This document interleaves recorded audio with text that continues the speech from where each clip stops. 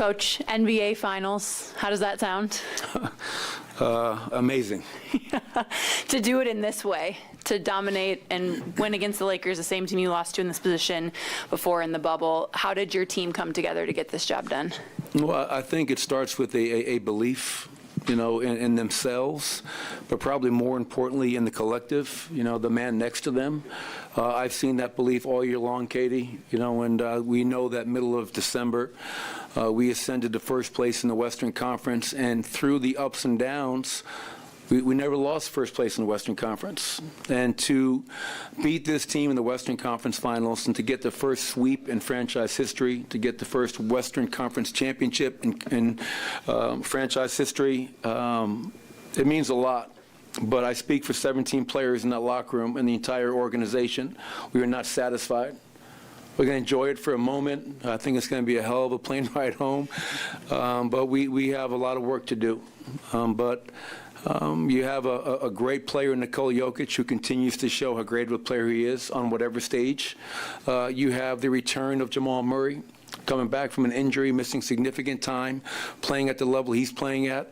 And then a lot of other guys have stepped up to put us in this position. I mean, from Michael Porter and Aaron Gordon to KCP to Bruce to Jeff to all the guys on our bench. So we have tremendous ownership. We have a tremendous front office, and I have an outstanding coaching staff. And I just hope that David Adelman is able to get a head coaching job because that young man is ready to be a head coach in this league.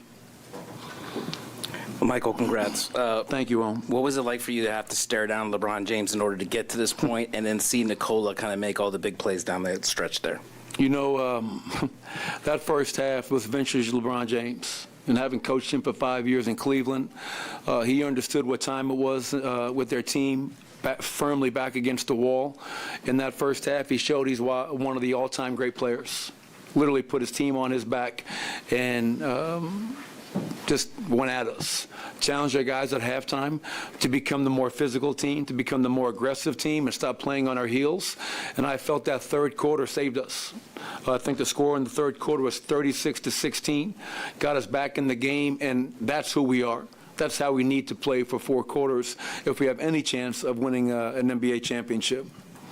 To the left. Michael, I think Nikola played every second after 9 minutes and 16 seconds left in the second quarter. Do you go to ask him if you can ride him that much, or does he come to tell you that he's good for the rest of the way? No, I learned a long time ago, man, if you ask somebody something, they can say no. So I didn't ask. It was one of those situations. They weren't taking their guys out. And, Nikola, and I'm not joking when I say this, is just an ultra-conditioned athlete. The guy can play for minutes on top of minutes and play at a high level. And you saw the plays he made down the stretch. For that game to go down to the wire and for the ball to be in LeBron James' hands, those seconds were an eternity. And, when the buzzer went off, it was almost surreal for a second. But, again, couldn't be more proud of our group. And, this is for all of our fans back in Denver. Who come every night to make Ball Arena just an incredible place to play. All of our fans around the world, and we know that we have a lot of fans over in Serbia supporting us, but this is a special moment, so we're going to savor it for a moment and then get back to work, as I mentioned earlier. Front row right. Coach, can you talk about the way your team has been able to play defense throughout this series, and how did Jamal, the last play of the game, came down to your team playing defense? Well, we knew at halftime, they didn't feel us at all in that first half. It was they were getting whatever they wanted in transition, in the paint, on the glass. We turned the ball over, fueled their break. I just did not like who we were. And to our guys' credit, I think we understood what was at stake. And you don't want to give a team like that life. I know that the record is 0 whatever, but that's LeBron James over there. If anybody's capable of doing something special, it's LeBron James. So the way we came out in that third quarter showed me that we have a maturity about us and an understanding of how we need to play at this stage. And I thought Jamal Murray, 25 points, made big plays. He and Nikola, another triple-double out there. Just tremendous roster, and those guys stepped up when they needed to.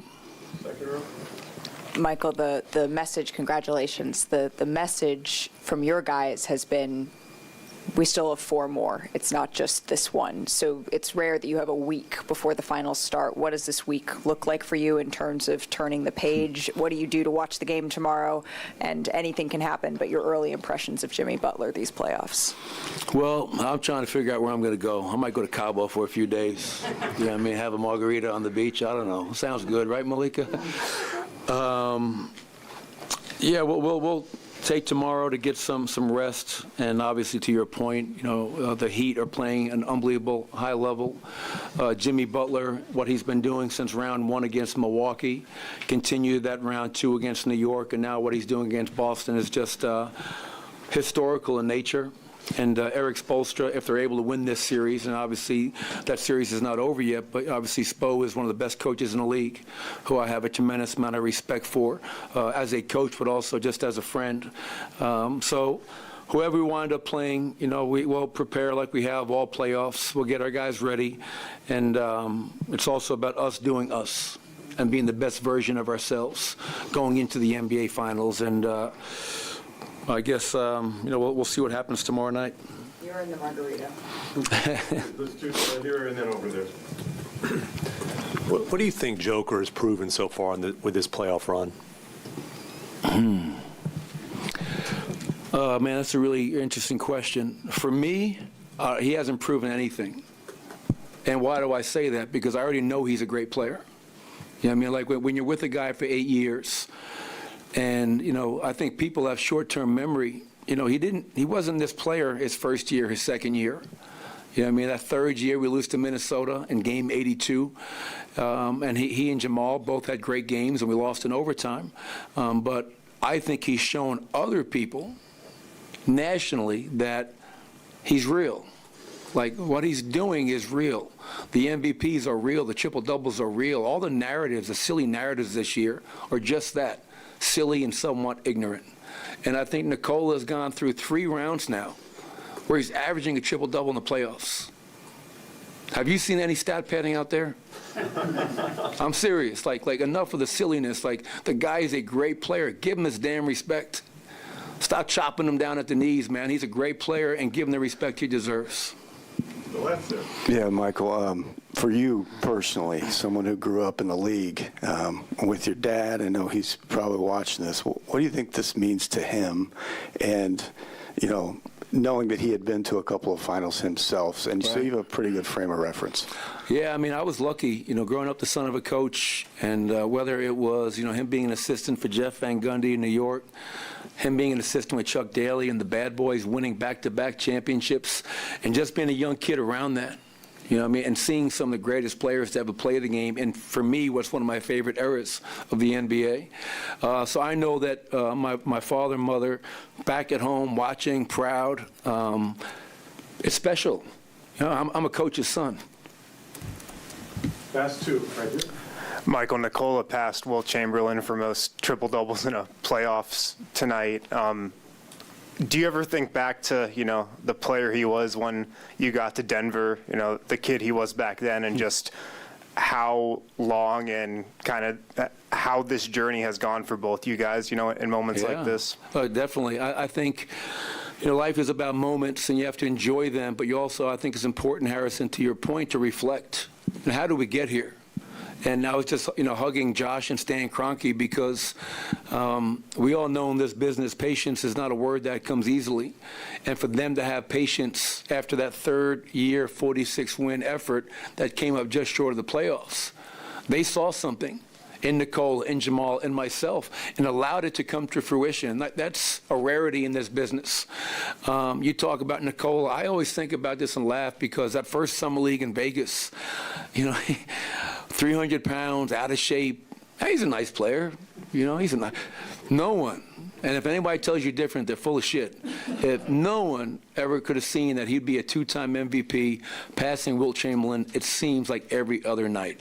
And that speaks to his dedication to his craft, getting in great shape, and understanding for him to fulfill his potential, he had to work harder, and he's done that. And what I love most about Nikola, aside from his great play and the consistency, is that he's never changed. Like, success money, fame has never changed that guy, and that's a rarity in this business, as we all know. And, celebrating with his brothers, Nemanja and Strahina, having gone over to Serbia so many times, I'm just so thankful for the relationship because, like I try to have with all my players, it's not just coach-player. Like, I love Nikola. I love who he is as a man, as a husband, as a father, and just he's a great representative of our organization. Last question, Ramona. Just kind of following up on Tim's point, like what's he proven? He doesn't show a lot of emotion. I don't know how much he heard any of the narratives or things that were said about him, but did any of that affect him this year? Does he feel like he has something to prove, and just the way you've dealt with him and seen him around? This was the first year where I think, I don't know this for a fact, you never told me this, but in my opinion, I think the negativity around the MVP race, I think, did get to him. Every night, and he's being criticized, and all these arguments that are coming into it. So I don't know if it definitely did, but I think there was a part that was probably, like, you're attacking my game. Listen, if you don't like my game, that's fine. If you want to vote for Joel Embiid, great. Joel was a well-deserved winner this year. Like, great player. Giannis, great player. Like, championing your horse, whoever you love. But, like, the negativity and the knocking that happened this year, I know it pissed me off, and I wouldn't be surprised if it got to Nikola a little bit. But I think that's a question probably better served for him. Thank you, everybody. Thanks, everybody.